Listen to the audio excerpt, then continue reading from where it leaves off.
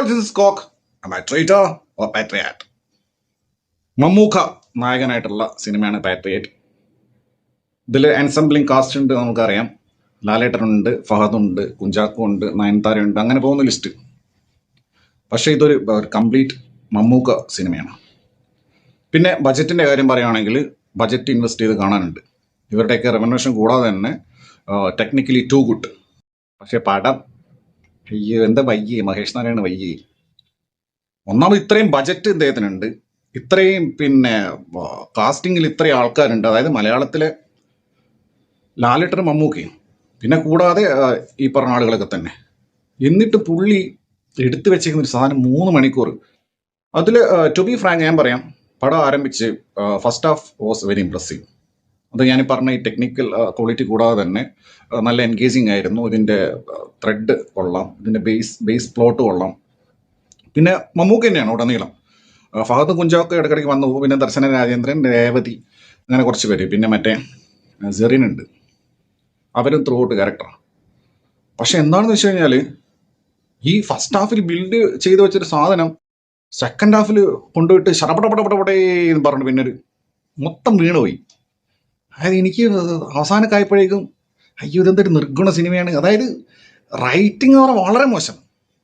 നമ്മളൊരു സ്കെയിൽ ഇങ്ങനെ പോകണ്ടേ, അതല്ലേ പടം. പിന്നെ ഏറ്റവും ഡിസപ്പോയിൻറ്റിങ് ആയിട്ടുള്ള കാര്യം എന്ന് വെച്ചാൽ ലാലേട്ടനെ പറ്റിച്ചതാ എന്നാണ് എനിക്ക് തോന്നുന്നത്. മഹേഷ് ചതിച്ചതാ, മഹേഷിൻ്റെ പ്രതികാരം. അല്ലാണ്ട് എന്താ പറയുക, മമ്മൂക്കാൻ ഇൻ്റർവ്യൂവിൽ പറഞ്ഞു ഇത് നോർത്ത് നിന്ന് ആരെങ്കിലും വിളിച്ച് ചെയ്യിച്ചാൽ മതി എന്ന് അഭിപ്രായം പറഞ്ഞപ്പം എന്തിനാ ഇവിടെ നമുക്ക് ലാലില്ലേ എന്നൊക്കെ പറഞ്ഞിട്ട് എന്ത് കാര്യത്തിന്. അതായത് ഒരു ഈ നിർഗുണ സിനിമയിലെ ഏറ്റവും നിർഗുണ ക്യാരക്ടർ ലാലേട്ടൻ്റെ. ഒന്നാമതേ നമ്മൾ കണ്ടാണ് ലാലേട്ടനൊരു കാലില്ല. അപ്പോൾ ലാലേട്ടൻ ഒരു ക്യാരക്ടർ കൊടുക്കുമ്പോൾ ലാലേട്ടൻ ഒരു എക്സ്റ്റൻഡഡ് ക്യാമിയോ എന്ന് പറയാനുള്ളൂ. ലാലേട്ടൻ്റെ സിനിമയല്ല, അതും പറ്റിച്ചതാണ്. മൾട്ടി സ്റ്റാർ പടം നല്ലത്, ഇത് മമ്മൂക്ക സിനിമയാണ്. അപ്പം അതിൽ ലാലേട്ടനൊരു ക്യാരക്ടർ റോൾ കൊടുക്കുന്ന സമയത്ത് ഇദ്ദേഹം ഭയങ്കര ഡെപ്തായിരിക്കും ഉദ്ദേശിച്ച്. അതായത് മിക്ക സിനിമകളിൽ അപ്ലൈ ചെയ്യുന്ന ഒരു സാധനമാണ്. എന്തെങ്കിലും ഒരു കുറവുള്ള ഒരാൾ, ഇപ്പോൾ ഒരു ബ്ലൈൻഡ് ആയിട്ടുള്ള ഒരാൾ, അപ്പോൾ നമുക്കതിൽ എക്സൈറ്റ്മെൻറ്റും നമുക്ക് ഇയാളെ കൊണ്ട് സാധിക്കുമോ എന്നുള്ള ആ സാധനം മീറ്റ് ചെയ്യിപ്പിക്കുന്ന പരിപാടി ഉണ്ടല്ലോ. അല്ലെങ്കിൽ വളരെ പ്രായമുള്ള ഒരാൾ, അങ്ങനെ. അതുപോലെയാണ് ഇതിൽ കാലില്ലാത്ത ഒരാൾ. അപ്പോൾ അതൊരു ഡെപ്ത് കൂട്ടാൻ വേണ്ടിയിട്ടാണ്. പക്ഷെ ഓൾറെഡി വയ്യാത്തൊരു കഥാപാത്രം എഴുതി വെച്ചിട്ട് കാലും ഇല്ല, എന്നിട്ട് ലാലേട്ടനെ കൊണ്ടുവന്ന് പറഞ്ഞയച്ച രീതി എൻ്റെ പൊന്നെ.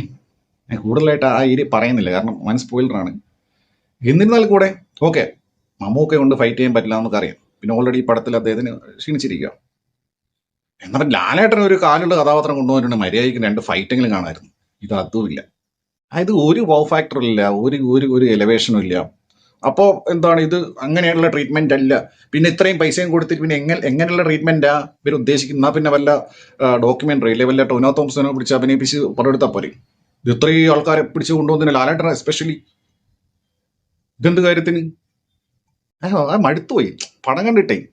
ഞാനല്ലേ ഫസ്റ്റ് ഹാഫ് ഓക്കെ, ഇത് കുഴപ്പമില്ലല്ലോ, പരിപാടി കുഴപ്പമില്ലല്ലോ, നല്ല എൻഗേജിങ് ആയിരുന്നു. ക്ലൈമാക്സ് എന്നല്ല പറഞ്ഞു കഴിഞ്ഞാൽ പൂത്തിരി ക്ലൈമാക്സ്. ഞാൻ നോക്കുമ്പോൾ കുറേ ആൾക്കാർ കമ്പിത്തിരിയും കത്തിച്ച് ഓടുന്നു, തെലുങ്ക് പടത്തിലൊക്കെ ഉള്ള പോലെ. ഇവർക്ക് എവിടെ നിന്ന് ഇത്രയും കമ്പിത്തിരി കിട്ടിയോ എനിക്കറിയില്ല. കുറേ ആൾക്കാർ ബൈക്കിൽ കമ്പിത്തിരി ചുറ്റിയിട്ട് ഇങ്ങനെ കൈപ്പിടി ചുറ്റിയിട്ട് അത് 100 കണക്കിന് കമ്പിത്തിരി. ഇവരെന്തിനാ കമ്പിത്തിരിയും കൊണ്ട് അവിടെ പോയാൽ എനിക്ക് മനസ്സിലായിട്ടില്ല.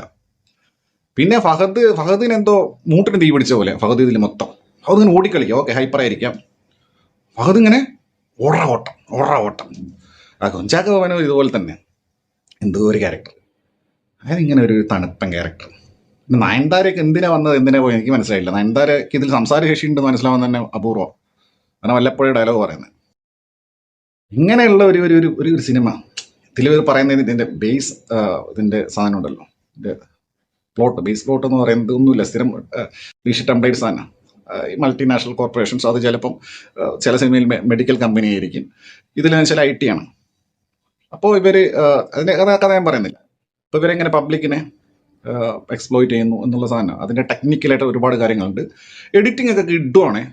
എസ്പെഷ്യലി മഹേഷ് നാരായണൻ്റെ CU സോണ കണ്ടറിയാം. ഇദ്ദേഹം ഈ CCTV മറ്റും വെച്ചിട്ട് എഡിറ്റ് ചെയ്യുന്ന പരിപാടി ഉണ്ടല്ലോ, അതിൽ അഗ്രഗണ്യനെയാണ്. ആ പരിപാടി അങ്ങനത്തെ കുറേ സീക്വൻസ് ഉണ്ട്. പക്ഷേ ഒരു ഫ്ലോയിൽ വന്നൊരു സിനിമ അപ്പാട് പടുകുഴിയിലായിപ്പോയി.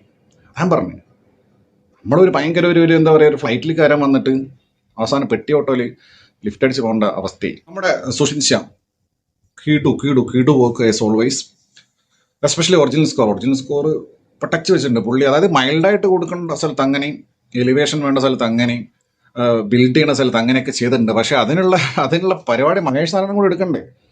സുഷിൻ ഒറ്റയ്ക്ക് പിന്നെ മെനക്കെട്ടൊരു കാര്യമില്ലല്ലോ.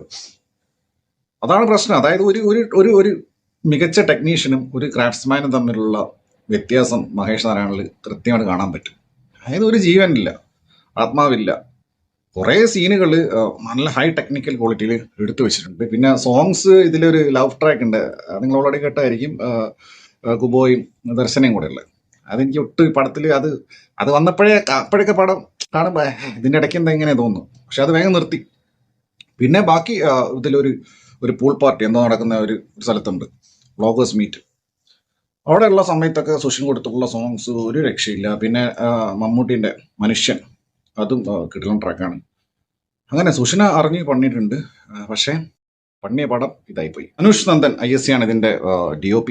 കിടിലൻ വർക്ക്, അതായത് പക്ക ഒരു മലയാള സിനിമയെ തോന്നൂല. ഇതൊരു വന്നിട്ടുള്ള one of the top most work എന്ന് നിസ്സംശയം പറയാം. പിന്നെ എഡിറ്റിംഗ് ഞാൻ പറഞ്ഞില്ല, മഹേഷ് നാരായണൻ കൂടാതെ പിന്നെ രാഹുൽ രാധാകൃഷ്ണനുണ്ട്. മൊത്തത്തിൽ എഡിറ്റിംഗ് പരിപാടിയൊക്കെ നല്ല ക്രിസ്പായിട്ടുള്ള എഡിറ്റിങ്. അതായത് അങ്ങനെ അടിക്കൂല. പക്ഷെ ഇത് നമ്മൾ റൈറ്റിങ്ങിൽ പോയി കഴിഞ്ഞാൽ പിന്നെ എഡിറ്റിങ്ങിലും ഇതിലും സിനിമാറ്റോഗ്രാഫിയിലും ഒന്നും കാര്യമില്ല. വിഷ്ണു ഗോവിന്ദ ഓഡിയോഗ്രാഫി കിട്ടുവാണ്. ആ ചേസ് സീനിലൊക്കെ കിട്ടലാണ് ഓടിയായിരുന്നു. അത് ഫ്രാക്ഷൻ ഓഫ് സെക്കൻഡിൽ സൗണ്ട് പിടിച്ച് അത് അറ്റ്മോസ്ഫിയർ കിട്ടലായിരുന്നു. പക്ഷെ അതുകൊണ്ടൊന്നും കാര്യം ഉണ്ടായില്ല. അപ്പോൾ ലാലേട്ടൻ ഇങ്ങനെ വെറുതെ നാമതി കാപ്പാൻ ഈ അടുത്ത് വന്ന് ബബ്ബ ഇതുപോലെ സിനിമയിൽ ഇത് പൈസയ്ക്ക് വേണ്ടിയാണെന്ന് നമുക്ക് പറയാൻ പറ്റൂല. ഓക്കെ, ബബ്ബൊക്കെ അങ്ങനെയായിരിക്കാം. പക്ഷെ ഇത് ഇങ്ങനെ മമ്മൂക്കായിട്ടുള്ള ഒരു പ്രൊജക്ട് കമ്മിറ്റ് ചെയ്യുന്ന സമയത്ത്, അത് ഇത്രയും വർഷങ്ങൾക്ക് ശേഷം, അത് ഇവർക്ക് ഇത്രയും പ്രായത്തിന് ശേഷം, അപ്പോൾ അതിൽ എന്തെങ്കിലും ഇത് വേണ്ട. ഒന്നല്ല ആന്റണി പെരുമ്പാവൂരെങ്കിലും ഒന്ന് സ്ക്രിപ്റ്റ് വായിച്ചു നോക്കണ്ടേ? അല്ലാതെ വെറുതെ എന്നിട്ട് ഈ സത്യം പറയുകയാണെങ്കിൽ പ്രൊമോഷൻ സമയത്തൊക്കെ ലാലേട്ടൻ യൂസ് ചെയ്ത പോലെ എനിക്ക് തോന്നി. ഇപ്പോൾ ആലോചിക്കുന്ന സമയത്ത് ലാലേട്ടൻ പിന്നെ ഇതിനൊന്നും കെയർ ചെയ്യുന്ന ആളല്ലേ പുള്ളി. പക്ഷേ എല്ലാത്തിനും നിന്ന് കൊടുക്കുകയും ചെയ്യും. ഈ സിനിമയെക്കുറിച്ച് വളരെ വിശദമായിട്ട് കൂടുതലായിട്ട് സംസാരിക്കണമെന്നുണ്ട്. പക്ഷേ ഡ്യൂ ടു സ്പോയിലേഴ്സ് പറയാൻ കഴിയില്ല. ലാലേട്ടൻ്റെ കാര്യം ഇനി ഒരുപാട് പറയേണ്ട. അവസാനമൊക്കെ ആയപ്പോഴേക്കും എനിക്ക് ചിരിയ വന്നേ. അതായത് ഈ ബാലൻസ് ചെയ്യാൻ വേണ്ടിയിട്ട് മഹേഷ് നാരായണൻ്റെ ഒരു കഷ്ടപ്പാടി പണി കൊടുത്തിട്ട് പിന്നെ അത് ബാലൻസ് ചെയ്യാൻ വേണ്ടിയിട്ടുള്ള ഓരോരോ ബാറ്ററിയേറ്റ്. പിന്നെ ലോജിക്കിൻ്റെ കാര്യം നോക്കുകയെന്ന് വെച്ച് കഴിഞ്ഞാൽ ഇത് സീറോ ലോജിക്കാണ്. കാരണം ഇതിൽ ഒന്നാമതായിട്ട് ഡിസ്റ്റൻസ്, വേരിയസ് ഡെസ്റ്റിനേഷൻസ് പല സ്ഥലത്താണെങ്കിലും കണ്ണു തുറക്കുമ്പോൾ ഇവർ അങ്ങോട്ടും ഇങ്ങോട്ടും എത്തും. പിന്നെ ഒരാൾ അബ്സ്കൗണ്ടായിട്ട് അയാൾ അവൈലബിളാണ്, എന്നിട്ട് പിന്നെ അയാൾ ഒന്നും ചെയ്യുന്നില്ല. അങ്ങനെ ടെക്നിക്കലി, അതായത് ടെക്നിക്കൽ ഇൻ ദ സെൻസ് സിനിമയുടെ ടെക്നിക്കല്ല, ഇതിൽ കാണിക്കുന്ന ഈ അങ്ങോട്ടുള്ള ഡിജിറ്റൽ പരിപാടി ഉണ്ടല്ലോ, അതിൽ മൊത്തം കുറേ പ്രശ്നങ്ങളുണ്ട്. കുറേ റിസർച്ചൊക്കെ നടത്തിയിട്ടുണ്ടാവും സ്റ്റിൽ. പക്ഷെ അതൊന്നും നമുക്ക് പ്രശ്നമില്ല. നമുക്ക് പടം കാണുമ്പോഴേ അതിൻ്റെ പടത്തിൻ്റെ ഒരു സുഖം കിട്ടണ്ടേ. So very disappointing patriot. Mahesh Narayana ആയതുകൊണ്ട് നേരത്തെ എനിക്ക് പേഴ്സണലി വലിയ പ്രതീക്ഷ ഒന്നും ഉണ്ടായിരുന്നില്ല. ആ പ്രതീക്ഷയില്ലായ്മ അദ്ദേഹം അങ്ങനെ തന്നെ കാത്തിട്ടുണ്ട്. പെരിസ്കോപ്പ്